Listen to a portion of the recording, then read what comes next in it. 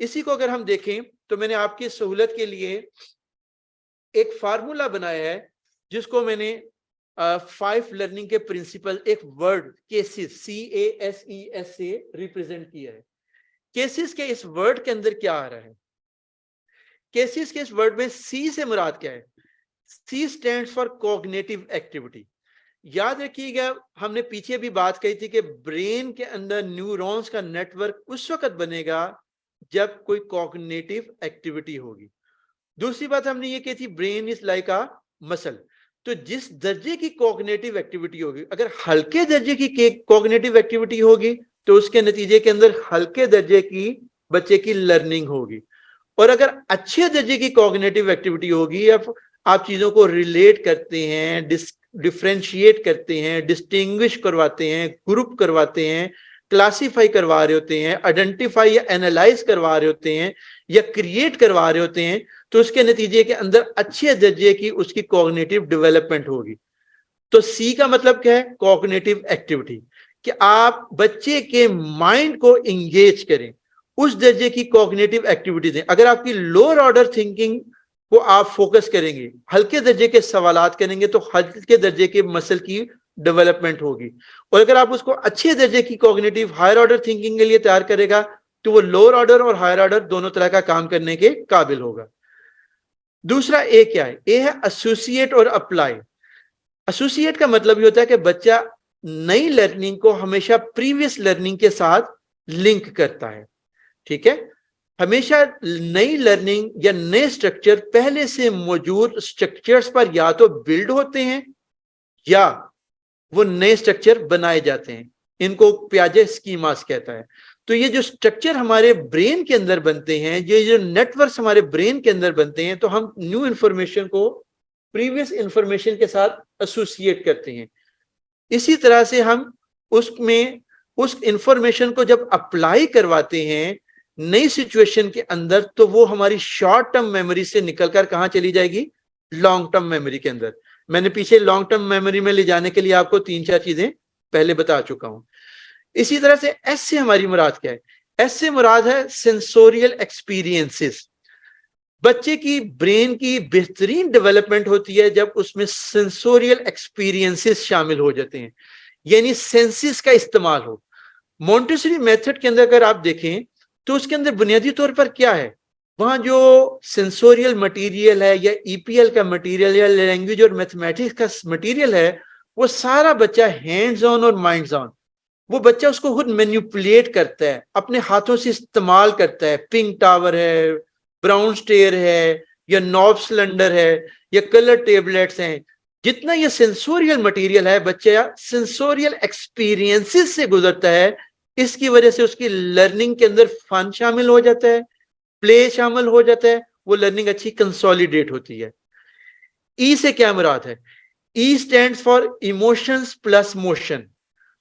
ई का मतलब है जिस लर्निंग को आप चाहते हैं कि बच्चे की लर्निंग ज्यादा अच्छी हो, उसके अंदर आप इमोशंस को शामिल करें।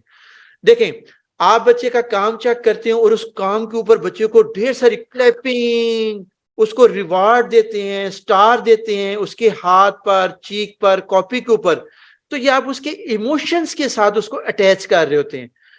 और थोड़ी सी एफर्ट पर ढेर सारी शाबाश जब बच्चे को मिलने लग पड़ती है, तो वो चलना शुरू कर देता है।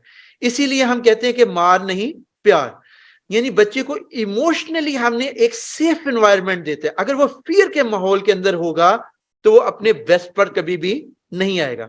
और ई में मैंने कहा था कि emotion plus motion is equal to maximum learning, कि मैक्सिमम लर्निंग उस वक्त होगी जब एक लर्निंग के अंदर बच्चे के इमोशंस और उसकी बॉडीली मूवमेंट यानी मोशन मूवमेंट शामिल हो जाए।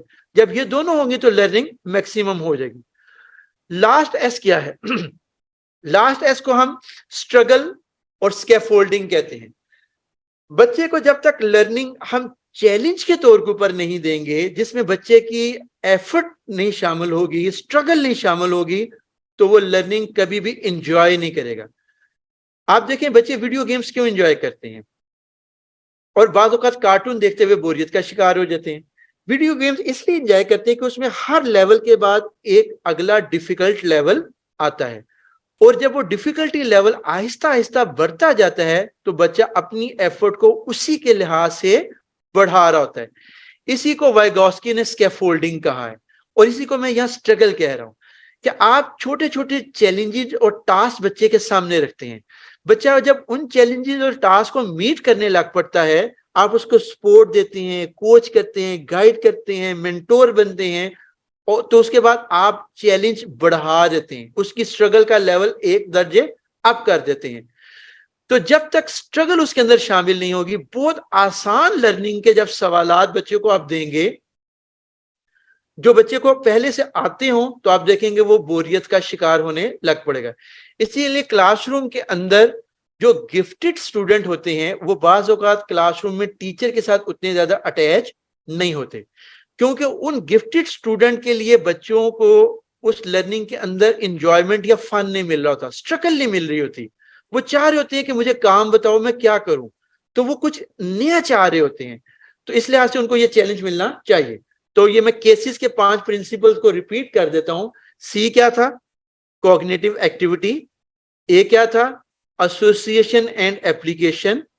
एस क्या था? सेंसोरियल एक्सपीरियंसेस जो ब्रेन के साथ कनेक्टेड हो। ई क्या था? Emotions plus motion is equal to maximum learning. और लास्ट एस क्या था? Struggle, scaffolding, coaching. तो ये 5 चीजों को जब आप अपनी टीचिंग के अंदर लेकर आए, ठीक है, तो आप देखेंगे आपके क्लासरूम के मसाइल हल होने लग पड़ेंगे।